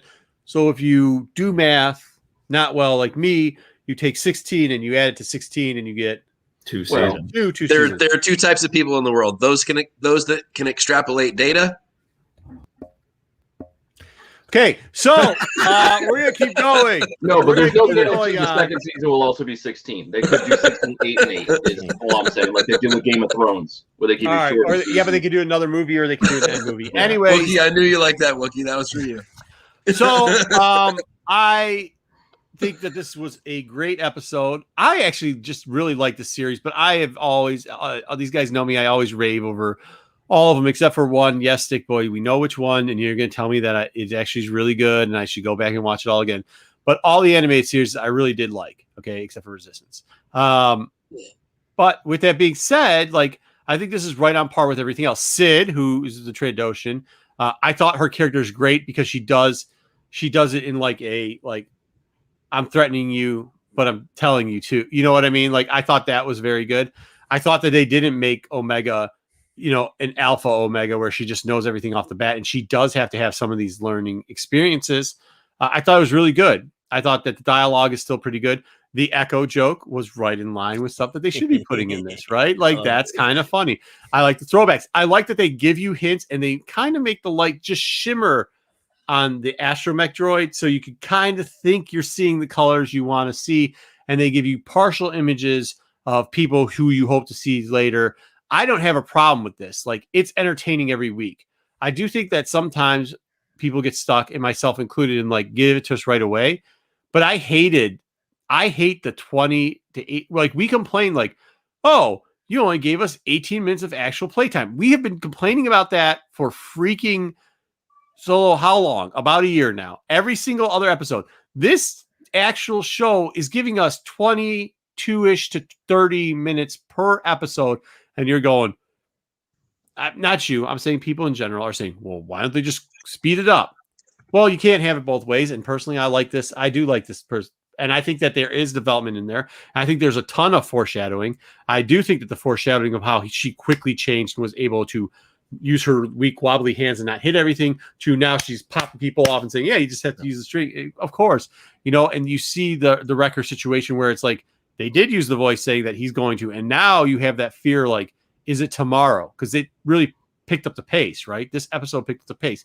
They did show how they're going to be kind of abandoned on this. And although I was never a huge fan of the sisters, either the Martinez sisters, because I like the original characters a little bit better, not because they are males, it was just written better. Like, in the Ahsoka book, the original characters were written better than the Martinez sisters are, unfortunately. I guess I have to downgrade that a little bit. But yeah, I'm at a 4 on this one too. I'm 3.5, 4 on it. I like it. It was a good show. I watched it 3 times and I was like, man, yeah, still watching it. Well, you got 4 and a solo Wookiee. Nice. Yeah. There we go. Perfect. I will say this on one thing that you kind of mentioned, and also that Jedi mentioned, as far as like the questions are stacking up. The biggest fear I have is when questions stack up in a TV series, by the end, they forget to answer some of those questions sometimes. It could be a Game of Thrones situation. It could also be a Game of Thrones situation. Or Sopranos. But I get that. I think I have faith. No, we all shout how much faith we have in certain people like Dave. I'm just saying. Let's sit back, relax. Let's let Dave do his thing. If he pulls a resistance, we'll yell at him for that too. So that's where I stand on that. 47 episode, I'm not happy. 47. I have to say I did go at a certain somebody's advice and went and forcibly sat into Resistance, and it is a lot better than I ever thought. No, it's not. It is. No, it's not. When you sit and you do watch it, nope. There's some flaws in it, but it's a lot better than I originally thought. What were you saying? Resistance? Yeah. You didn't just say that, did you? I did. 0.0 for Solo. On to the next topic. So the guy just gave this episode a 3, and then he's talking about how great Resistance is. I'm not saying it's great. No, I'm you saying told me the other day, you were like, it is not as bad. It's pretty good. It's a great It thing. is pretty good, and it I don't understand. Pretty good compared to what? Off in some fashion. Yeah, if you're going like content. Look, if you're going, hey, it's a -10 and it turned into a -8, okay. But that doesn't mean it's good. All right. Next up, speaking of odds versus trap, because we all want to talk about the droids and we all want to talk about what characters we think are going to go in there. I actually disagree. I will tell you this. I do talk a lot with JJ over these topics. We go back and forth. Do not blame me for this, because I don't actually approve what he does. I just give him little breadcrumbs. And when he does certain things like he's going to do here, it's 100% his fault, not my fault. Dwayne, what's up, bro? So let's get it. Let's get into It's a Trap, odds or not odds. And he's going to crush people's dreams. Ladies and gentlemen, I have to run before we go any further, but I appreciate it. Sorry about that. Mike, we'll see you later. All right. Thanks a lot, everybody. Always good to see you, Mike. See you, Mike. See you, Mike. Okay. All right. So, It's a Trap, all about the mystery man at the end of the episode who hired the Martez sisters. You hit the next slide for me. Yep. Okay. Hold on, real quickly. Invite Yeah. Grades to ask you a question because I've been saying it's actually there's a novel that came out a couple years ago, a bunch of years ago, called It's Ahsoka. Yeah, it's called Ahsoka. It's a short read. Good. Sorry about that. Go ahead. Oh, you're fine. So basically, talking a little bit about Marco was talking about. R7A7 is Ahsoka's droid. You saw it several times in Clone Wars. He was the droid there the whole time. You'll notice there on the one screenshot of the season 7 of Clone Wars, he is projecting Rex's image. Take note of that. And we also know that Ahsoka had a previous relationship, or friendship, I guess, with the Martez sisters. They kind of became one of them. Yeah, I guess one of them. Yeah. And then that droid there that you see in the lower right there is from Bad Batch, and it looks awful familiar. Oh, there it is. Yeah, you got see the green, and then if you go down, it's got the red part. got And a then little bit of if that red. actually moved over. There's got the green stripe. Yep. Just He right. looks pretty dang familiar. So I don't know if it's the exact same droid, but it looks a lot like it. So keep that in mind for our likely suspects on the Rebel side of who hired them. So next slide for me. So this theory goes along with, are the Martez sisters pretty accurate in their description of who hired them? As in, like, are they fighting with the Empire? Are they a rebellion sect looking to, take out the Empire? Who are the likely suspects of who that mystery man might be? Well, one is Rex, because we saw the droid, and we know at some point Rex and Ahsoka meet up afterwards. So I'll get to why I ruled out Ahsoka specifically later, but Rex seems one of the more likely characters and is also a favorite that a lot of people already kind of think is going to be in Bad Batch. Second would be Bail Organa. They showed him in the trailer. He's in Bad Batch. Well, we don't know what, I guess, capacity he'll show up in, like as a flashback versus like actually there. Yeah. Anyways, Bail Organa. Obviously fighting the Empire. He was one of the original rebels. He's there. He's Leia's stepdad. Or would it be stepdad? I guess not stepdad. Adopted father. I guess we'll put it that way. Yeah. So basically, everybody kind of knows him from the movie. He's Jimmy Smits. Even looks like Jimmy Smits in Clone Wars there. So, wears big robes. Yep. Which that image at the start kind of looked a little bit like a robe or maybe a sash going there, which is a common Bail Organa thing. Next up is Shamsadullah, which is Hera's father. Last name sounds familiar because you know it. He was a large. I don't know if you would really say he was for the rebellion. I mean, I don't know that he was actually a rebellion leader, but he did fight the Empire. He was no fan of the Empire. Yeah. Well, he was free. So he was freeing. I almost said his planet. Is it Ryathon? And that he actually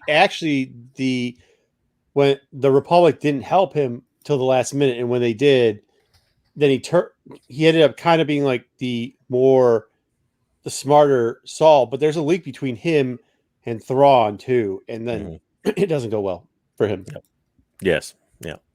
So, and last one is Ryder Azadi.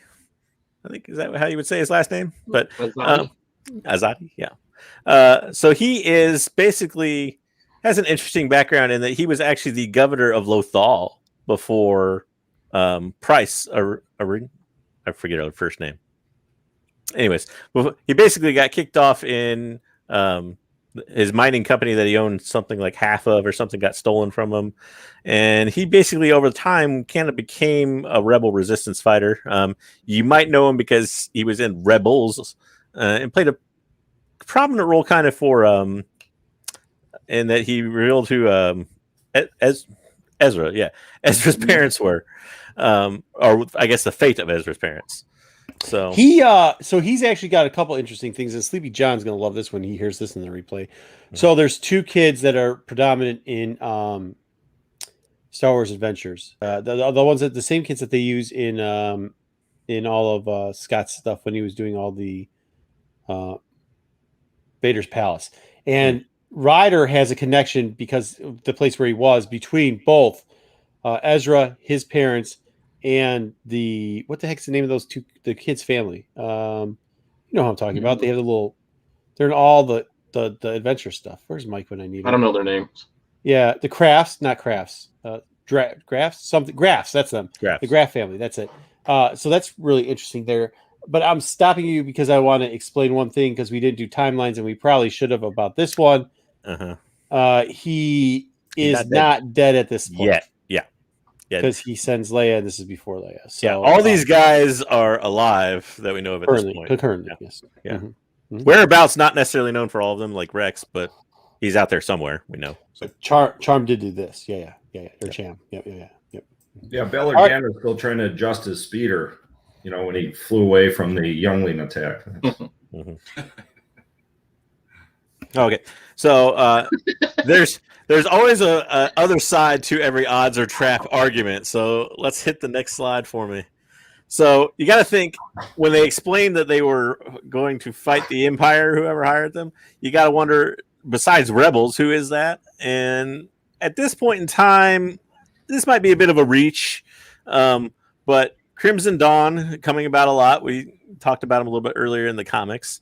And at this stage in the game, they're probably kind of consolidating their power more than anything else, but they eventually become powerful enough to basically rule a planet, more or less. And we know that they are no fan necessarily of the Empire. And Darth Maul himself kind of has a grudge.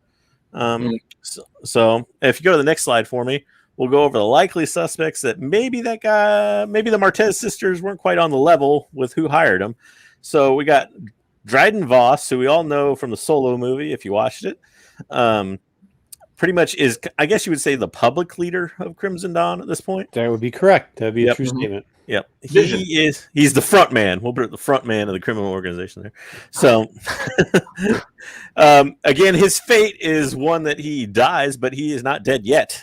Where this Bad Batch story takes place. So, and then you got Darth Maul, who is the actual leader, or basically the shadow leader, I could call it, of Crimson Dawn. We all know Darth Maul. I chose that picture because kind of looks like a robe slash thing he's got going on there from Clone Wars. I think that was season 7. Not the shirtless version. Not the shirtless version, no, not completely shirtless at least, with the robo legs. But you got Tobias Beckett is also still alive at this point, and he's the kind of the odd one. I really didn't know there's not a lot of background on him and what he does with the Crimson Dawn in the Solo movie, and doing a little digging, I couldn't quite figure out where he joined Crimson Dawn. I assume at this point, which would be about 18 BBY or so, he's there in the organization. So whether or not he could be that guy in the picture, I don't know. So if you go to the next slide for me. Yep. So this is why I ruled some people out, is basically because I ruled like Ahsoka out and Kira out, is that we both know that Kira works for Crimson Dawn, and we know Ahsoka is out there, and we know that R7 is Ahsoka's droid, if that is R7, which looks a lot like R7. So I ruled her out because they refer to the person as him, the person who hired him, and they do it twice, I think, actually. And I also ruled out Jedi in hiding because they're probably not going to come out of hiding like a Quinlan Voss or somebody like that, who you really don't know where they are right now anyways, whether or not like they're running. In Legends, at least, Voss would kind of be on the run at this point, maybe, but they're probably not going to come out and hire the Martez sisters to break into a factory, that's exactly right, and start their own rebellion at this point. So they got ruled out for that reason. So then our final question, if you go to the next slide, is who is that mystery man? Who hired him? They never tell me the odds option is it kind of going to be a Rebels, like an actual rebel, or the Martez sisters on the level with this person really wants to take out the Empire, and they're going, or is it more along like the Martez sisters, who aren't exactly the brightest crowns in the box, so to speak, where they kind of duped into thinking that they do want to fight the Empire, and maybe it's a little more sinister, like the Crimson Dawn or somebody looking to take out their rival in the Empire. So that's our choice. So, okay. And you can also always choose that I'm a moron and go another way too. So, all right, we're gonna go from bottom up in that order. We're gonna go Solo Wookiee. Oh, Ruben says trap. I gotta go with it's a trap. When I first saw it, I really had to. First thing that came to me, just gut, was Darth Maul, just because it was the exact same kind of hinty projection like we saw in the Solo movie. So initially, that was my first, I do have one question though, and because I'm not 100% on the timeline, where would Ezra be? Because right now, That'd be down the line. That's He would. I don't even know if he's born yet. He'd be a very young kid on Lothal right now. he's still right. He's still really young. They haven't even discovered His parents are Ezra still at this point, alive. right? They aren't captured yet. Right. Mhm. Okay. That's what I. That's what I It's going thought. to be in and I was like, less wait than a minute. year, but it's, yeah. Yeah, I had to go with It's a Trap. It's Darth Maul. Very good. Okay. Stick Boy. No, he's not on Tatooine right now. Voss is not on Tatooine right now. That was like 6 years ago. Okay. Leaky. I had one quick question for Marco and JJ. We did not hear the person's voice, right? All you saw was the robe. Nope. Time to go on. No. And I mean, I also went with a theory that it could have been somebody like Ahsoka in disguise, but they know Ahsoka. There would be no purpose in disguising herself to hire the Martez sisters. So, they'll use a voice modulator or something, but that would make no sense. Right. So, Invite Saul. Saul can be in the Never Tell Me the Odds portion. Yes, we just didn't have enough clips to put. And I didn't include everybody. So if you have a fan favorite Rebels character, or something. So I'm definitely going with Never Tell Me the Odds. I mean, I am personally convinced. Should we say who we think it is? Go ahead. Go. I mean, I'm convinced it's Bail Organa. I mean, I'm pretty convinced that's who it is. And I'll tell you why. It's why I was asking how many episodes are going to be in Bad Batch overall. I think they're going to start to dole out answers pretty quickly. And if this is only going 32 episodes, it's not going to be some rabbit hole thing. And I think this was an important episode. I think there was the Ahsoka's droid, R7. I think that this was like one of those launch points, like Filoni did in Clone Wars, where there's one, all of a sudden they launch and they're saying, okay, now they're unveiling the true story here. I think that's part of it. They showed that thing. So it's early, and it kind of gets to my end game, which is I think it's going to be kind of leading into Rebels. I think that's where this show's going.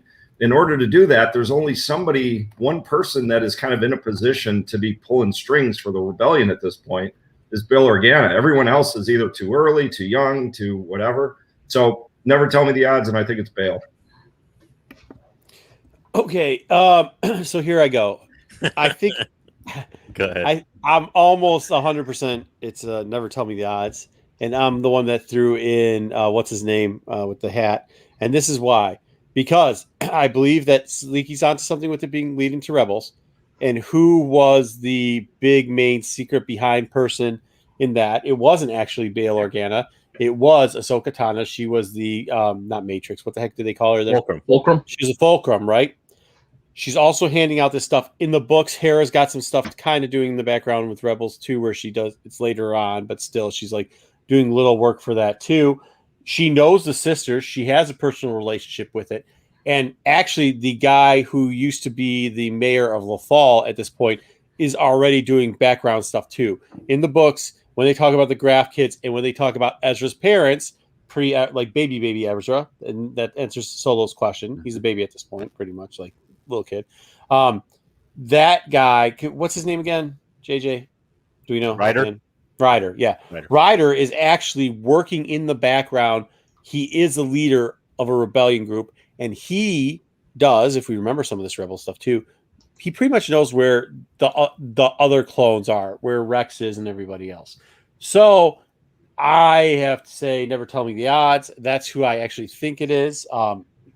Because remember, he would hide out in the desert and go to all these weird places and stuff like that. In some of the story lores, he was already doing that type of stuff. He's the Rebels version of Bail Organa. That being said, I mean, obviously, those are the two major males you could think of. My question on that, though, is he the governor of Lothal at this point? Well, yeah, but right after this, they kidnap him for treason against the Empire because he has been betraying the Empire because he is actually a rebel. Right. So he's working. He is the mayor of Lothal. Just like Bail Organa's a senator, but running that's what I'm saying. Like, it's the same thing. And then, like, do you remember, like, Darth Vader was going after Bail while he let Leia go, and that was how he was going to capture her. Was he really a rebel, though, or did I thought Price kind of framed him? No, he was helping because even when he was mayor, he was helping out the he was Are helping we out. guys going to say solo? Solo? Are we getting there? Yeah. I mean, there was a framing going up to get him removed, right? Right. But he actually was he did help out Free LaFall Network because he helped out the Ezra and he helped the Grafts and their family. So he was technically not the rebel. He was really Bail Organa. He was helping out this stuff, but he was still keeping his regular post and regular everything else like that. So I mean, yeah, he wasn't wearing the logo, but he definitely was on the side of supporting Free LaFall and everything like that. So that's my opinion. You know, who knows? We'll see. Yeah. Hey, Marco, one question about your opinion. 6 episodes. This is real time, right? Order 66 happened in episode 1. So this is still extremely fresh. Or has time passed, between episode 1 and 6, right? They're flying around, they're refueling, all of that. Mhm. That I was just curious about the amount of time that has passed and who would have reached out to Ahsoka that quickly, right after Order 66, thinking about Revenge of the Sith. So, if you think about her actual novel, when that happens and the traveling to different planets, she actually creates this like real quick network. Okay, because she starts going from place to place and running into trouble. If they go that route, yeah, she probably Bail. I mean, you could get Bail Organa reaching out to her, but that's why I think it might be the LaFall thing because there's a storyline in the book where she runs to this planet that has a girl on it and blah blah blah blah. Very similarly, they could retcon that story just like they kind of retconned the 1313 storyline with the Martinez sisters who were 2 dudes, and they could make it turn into a situation where she ended up on LaFall. She ran into the Grafts instead of this girl. It was the Graft daughter they could have ran in, and then she runs into Ryder that way. I mean, look, it might not be. It could be his new character, but I think if you're going to shadow show it, you're going to show something else. I was just reading Astro Wizards comics. Yeah, they did kind of hate the rich. He says that the girls hated people like Bail Organa. Yes, I'll give you that. And Chancellor Types. I got that they did at one point, but you also know she's not wearing that mink anymore. Everybody knows that. Mm-hmm. There ain't no more pomps in her. She pretty much looks like she's trying to do it. They may not know it is Bail Organa that hired him. They just might know he's a guy. Yeah. So fair enough. All right, Jedi, what do you got? Okay, so I had initially thought maybe it was a trap. Bear with me, that maybe it was a trap, but I quickly moved on because I thought that would be too convoluted and messy. So then I'm thinking it was Never Tell Me the Odds and Bail Organa. I think it's too early in the timeline to be Cham, probably. I think he's still kind of not quite a full-blown rebel leader yet at this point. I could be wrong. But anyway, so I'm actually going to throw a curveball in here. I'm going to throw a Jedi curveball, and I'm going to say that it's Hondo. Hondo hired them to get this head so that he could sell it to the highest bidder. I love it. Just to throw something different in there. I know everybody's one or the other. Slim chance. But I haven't seen a whole lot of Bail Organa action figures coming out, or that other dude that you guys talked about. But everyone loves Hondo. Just for the sake of entertainment slant discussion, I'm going to say Hondo because we all want Hondo back, and Hondo is always in it for the money. And hey, that's the only head left, man. That thing is going to get a price. So there you go. So I don't want to say JJ. What was the term if you didn't pick either one? JJ's full of. No, I'm not going to say that. I'm just going to say Hondo just for the hell of it. Good stuff. That's really good. All right, Pete, what do you got? I also kind of went back and forth, only because I don't trust the one sister. Like, I think she's still lying to her younger sister, so she could have been hired by the It's a Trap side and just telling her, no, we're doing it for the good guys. We're doing good, but really just doing it for the money. But I think that would complicate the story of what I think they're doing with the Bad Batch. I think what they're kind of building towards is that this group of clones is actually very important to the rebels being formed. Not being planned. It's just by the actions they do are helping the the rebels begin. So I think it's got to be Never Tell Me the Odds. It's most likely Bail, but it could be like Saul. But I'm going to go with the Never Tell Me the Odds side. Hey, Pete, I had a question for you. Maybe this is since this is the conspiracy area of the show. You guys notice how they show the little icons for the shows? They have Clone Wars, the final season, and the Clone Wars logo now has the one Marta sister on it. Like she's one of the main characters of the show, to the point where I was watching with a little kid and they're like, "Who's that?" I was like, "Oh, that's the Martez sisters. They're in Bad Batch now." And then this kid goes, "Oh, she must be somebody important." Is that just because they just picked the logo for the final season? But when you go to Disney Plus and you pull up Clone Wars, it's Ahsoka in the front and her right on her left-hand shoulder. And I'm like, and it's very recent that they did that. Like, that's right a good question. They could be tipping their hand a little bit that we might be seeing more of these two coming up.